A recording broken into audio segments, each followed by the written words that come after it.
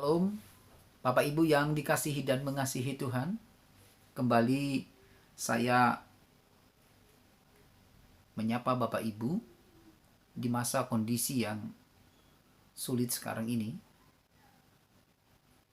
di mana banyak orang mengalami kehilangan pekerjaan, banyak orang yang usaha mengalami kebangkrutan, bahkan banyak negara yang mengalami kebingungan. Mereka sedang berpikir bagaimana cara memulihkan perekonomian sebuah negara untuk selanjutnya. Nah, Bapak Ibu yang dikasihi Tuhan, meskipun keadaan yang begitu sulit ini, tapi sebagai orang yang percaya kepada Yesus, mari kita makin kuatkan keyakinan kita, tetap berdiri teguh di dalam Injil Kristus Yesus Tuhan, karena kuasa Yesus itu kita percaya melampaui segala sesuatunya. Nah, Bapak Ibu yang dikasihi Tuhan, berkaitan dengan tentang kuasa Yesus, hari ini saya mengangkat satu tema yang berkata kuasa Yesus dipertanyakan. Bapak Ibu yang dikasihi Tuhan, nats yang bisa saya pilih dari tema ini adalah di dalam Matius pasal 21 ayat yang ke-23. Begini firman Tuhan, lalu Yesus masuk ke bait Allah, dan ketika ia mengajar di situ, datanglah imam-imam kepala serta tua-tua bangsa Yahudi kepadanya dan bertanya, dengan kuasa manakah engkau melakukan hal-hal itu? Dan siapakah yang memberikan kuasa itu kepadamu? Pertanyaan ini disampaikan oleh para imam dan tua-tua Yahudi langsung kepada Yesus. Apa yang membuat para imam mempertanyakan tentang kuasa Yesus? Ada dua bagian penting yang bisa saya bagikan kepada kita yang sering membuat manusia mempertanyakan tentang kuasa Yesus adalah, yang pertama sekali, kita lihat di bagian ayat yang ke-15 dan ayat yang ke-16.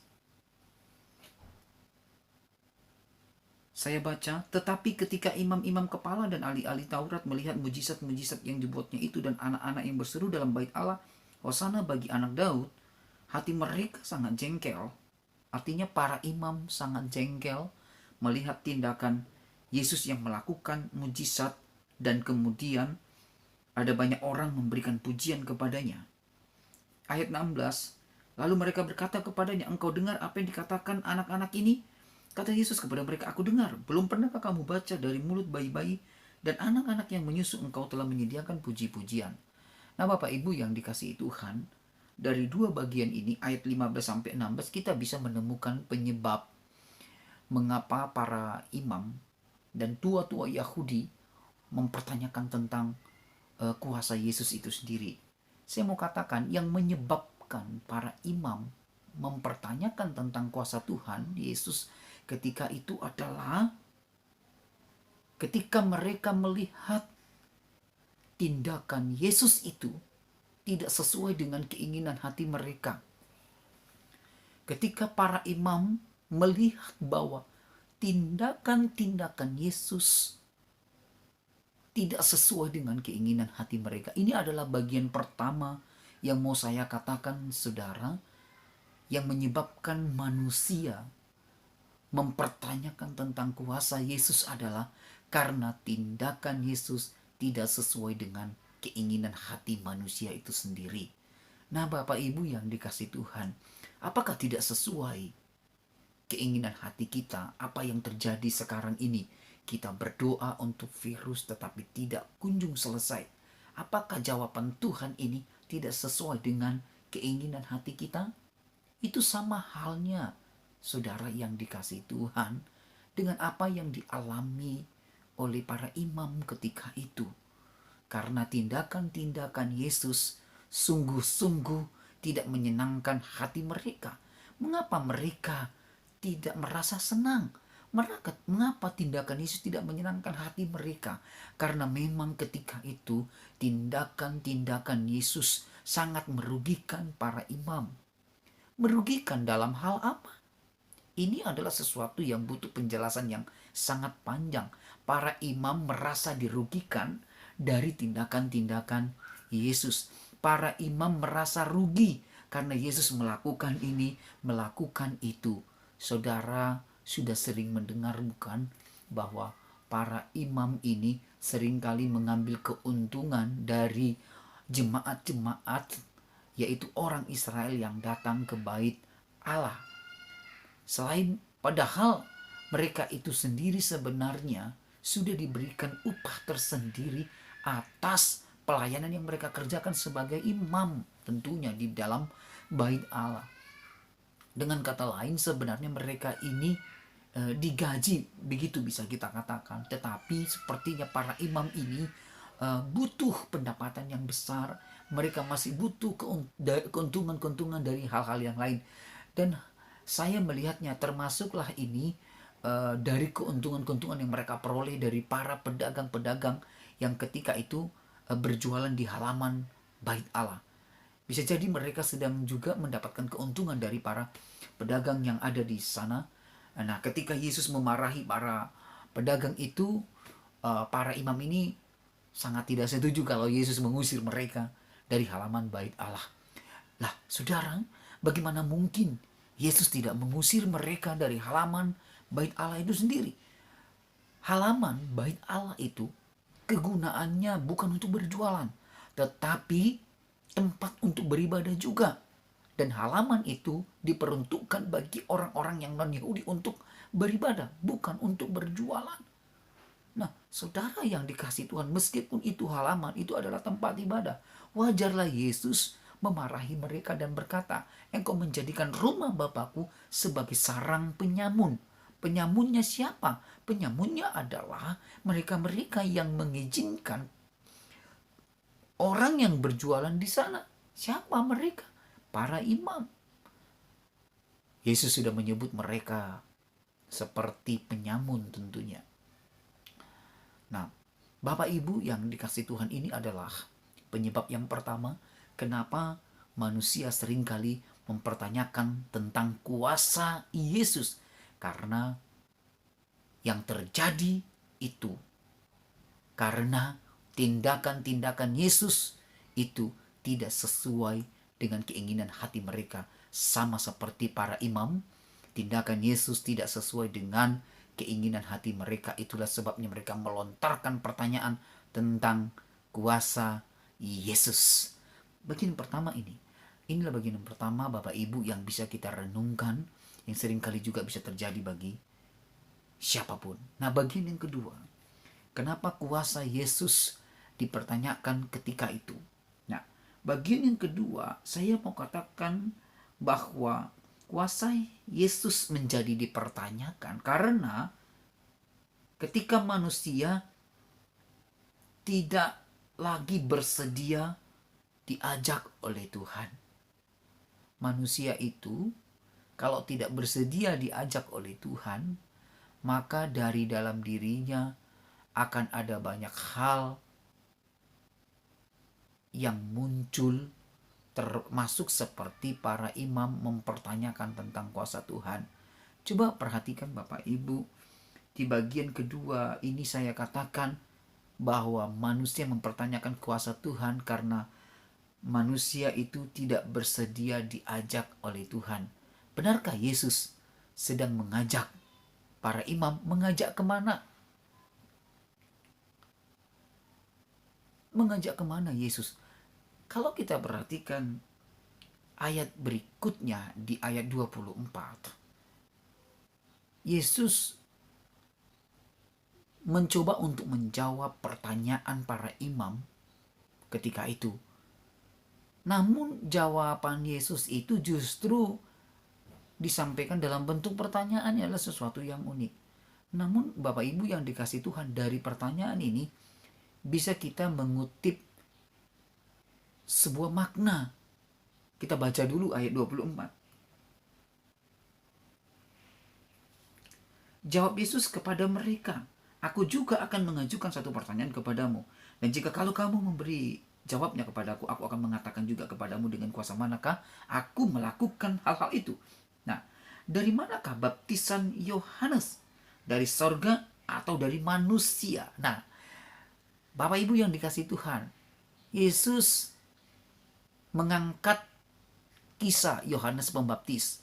Yesus mengangkat pelayanan Yohanes Pembaptis. Apa kaitannya dengan Yesus mengajak para imam? Nah, saudara yang dikasih Tuhan, sebenarnya Yesus ini memberikan pertanyaan bukan hendak memojokkan mereka, tetapi menurut saya Yesus juga ada maksud untuk membawa para imam kepada satu pemahaman yang sangat penting dari pelayanan Yohanes Pembaptis.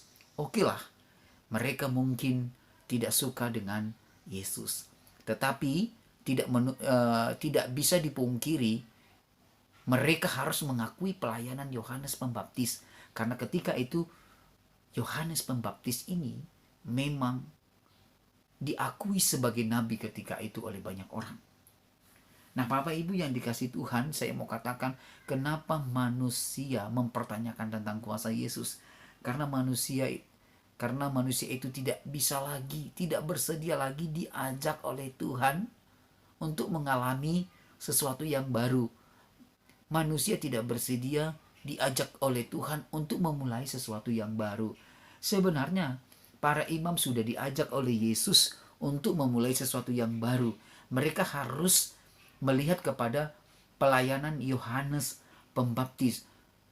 Yesus mengangkat tokoh Yohanes Pembaptis, Bapak Ibu yang dikasihi Tuhan, karena kita tahu bahwa tugas dari Yohanes Pembaptis ini adalah pembuka jalan. Pembuka jalan, dan hal itu memang diakui oleh banyak orang bahwa ada suara yang berseru-seru. Itulah Yohanes Pembaptis yang akan membukakan jalan bagi setiap orang untuk mengenal Mesias tentunya. Karena waktu itu Yesus belum memulai pelayanannya. Nah, Bapak Ibu yang dikasih oleh Tuhan Yesus, Yesus mengajak para imam untuk melihat kepada konteks dari Yohanes Pembaptis. Karena tugas Yohanes Pembaptis adalah pembuka jalan, dan Yesus mau supaya para imam ini masuk lagi melalui jalan yang sama. Yesus mau para imam dan tua-tua Yahudi itu menyelami kembali tentang pelayanan Yohanes Pembaptis. Karena pelayanan Yohanes Pembaptis itulah yang menjadi awal pembuka kepada pengenalan akan Yesus.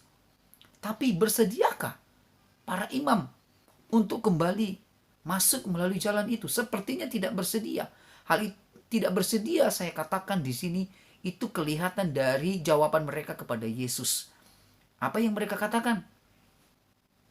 Kami tidak tahu bahwa baptisan Yohanes itu berasal dari sorga atau dari manusia. Mereka nggak bersedia mengikuti ajakan Yesus. Kalaulah seandainya ya kita berpikir begini, para imam itu mau menerima perkataan Yesus dengan menjawab pertanyaannya bahwa baptisan Yohanes itu dari sorga atau dari manusia. Dengan menjawab dari sorga, dan hal itu juga harus membuat mereka percaya kepada Yohanes, pemberitaan Yohanes waktu itu. Kalaulah mereka bersedia mau menerima semua itu, saya pikir itu adalah langkah yang baik bagi mereka untuk memulai pelayanan mereka lagi. Mereka harus masuk melalui pengenalan dari pelayanan Yohanes Pembaptis tentang pembuka jalan bagi Mesias. Tapi apa mau dikata? Ternyata para imam dan tua-tua Yahudi tidak bersedia. Mereka membuat pilihan lain dengan jawaban kami tidak tahu. Jawaban kami tidak tahu adalah memiliki makna. Mereka tidak bersedia mengikuti ajakan Yesus. Nah, Bapak Ibu yang dikasih Tuhan, dua hal ini kiranya bisa membuat kita dapat memahami tentang tema ini, mengapa kuasa Yesus dipertanyakan. Nah, yang pertama tadi saya katakan, kuasa Yesus dipertanyakan karena memang manusia itu melihat bahwa tindakan Yesus tidak sesuai dengan keinginan hatinya. Dan yang bagian kedua adalah ketika manusia itu tidak bersedia lagi diajak oleh Tuhan untuk memulai sesuatu yang baru. Nah, Bapak Ibu yang dikasih Tuhan, saya punya pengertian seperti ini. Meskipun di tengah-tengah kondisi yang sulit sekarang ini karena COVID-19 ini, saya berpikir bahwa sebenarnya Tuhan memberikan peristiwa ini kepada kita. Tuhan sedang mengajak kita kepada suatu awal yang baru, ya, kepada sebuah katakanlah yang selama ini kita mungkin tidak suka dengan merawat kebiasaan yang baik dalam hal bersih, dalam hal menjaga diri supaya tidak terserang virus. Jadi bagi saya kondisi ini Tuhan sedang mengajarin kita, Tuhan sedang melatih kita, Tuhan mengajak kita untuk melewati semua ini dengan cara yang